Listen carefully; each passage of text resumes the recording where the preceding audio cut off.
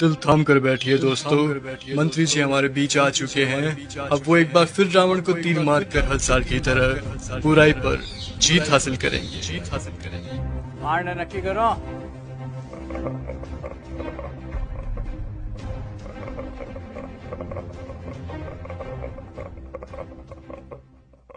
तू मारेगा मुझे?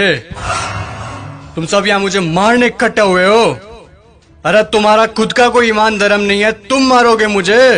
और एक बात बता, पिछले साल तो कोई और आया था मारने मुझे, इस बार वो नहीं आया? वो लाल साल वादा पूरा को नहीं करिया सा तो हम की मैं हूँ सा। तुम सब अंदर से एक जैसे के जैसे हो। ठीक भीड़ इकट्ठी हुई है मुझे मारने के लिए आज। मैं माता सीता को लेकर गया था, इसीलिए मारने के लिए इकट्ठे हुए ना तुम सब आज। हाँ, मैं मानता हूं मेरी गलती, लेकिन माता सीता को किसी कारागृह में नहीं, सबसे उत्तम वाटिका थी उसमें रखा था मैंने। और हाथ लगाना तो दूर, गलत नजर से देखा तक नहीं था मैंने माता सीता को। और तुम्हारे यहाँ छोटी छोटी बच्चियों को दरिंदे उठाकर लेकर चले जाते हैं, उनके साथ रेप करते हैं। उनको तो तुमने कभी ऐसे इकट्ठा होकर जलाया नहीं। वो दरिंदे क्यों खुलेआम घूम रहे हैं आज भी, मुझे ये बताओ। आए मुझे जलाने। अब चोटे तू बता। मैं तो सभी वेद और ग्रंथों का ज्ञाता हूं, तूने कौन सी वेद ग्रंथ या पुस्तक पढ़ी है, मुझे ये बता। पांचवी फेल मेरे समक्ष बोलेगा तू? चुपचाप खड़ा रह तू। देख, मुझे ना केवल संगीत का शौक है, बल्कि सभी रागों का, सुरों का और वाद्य यंत्रों का ज्ञान भी है। तुझे क्या ज्ञान है वाद्य यंत्रों के बारे में? ये मारने आया है मुझे। अब तुम लोग सुनो, मेरे जैसा महादेव का भक्त ना तो कोई हुआ है, ना मेरे जैसा महादेव की भक्ति किसी ने की है। और तुम लोग, तुम्हारा भी कोई जमीर नहीं है। भगवान पलटते समय नहीं लेते तुम।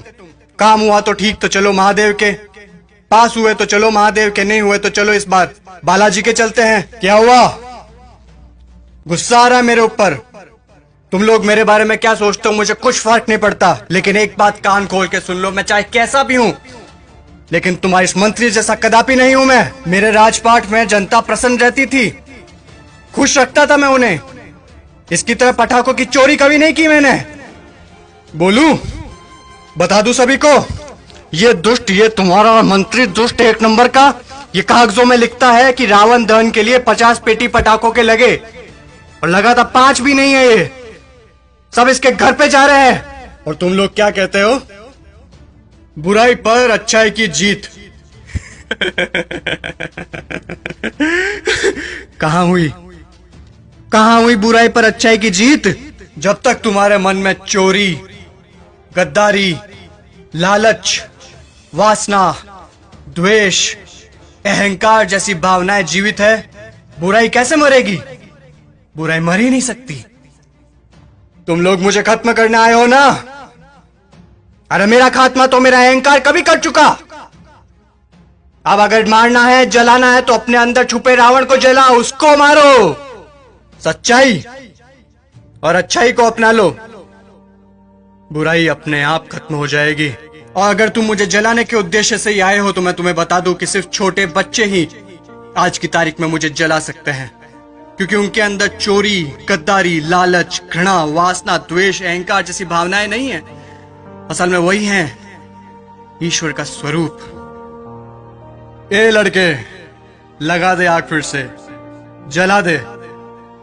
अगले साल फिर आऊंगा मैं जलने के लिए, लेकिन अगले साल मैं देखूंगा कि आप लोगों ने अपने अंदर के रावण जलाए या नहीं।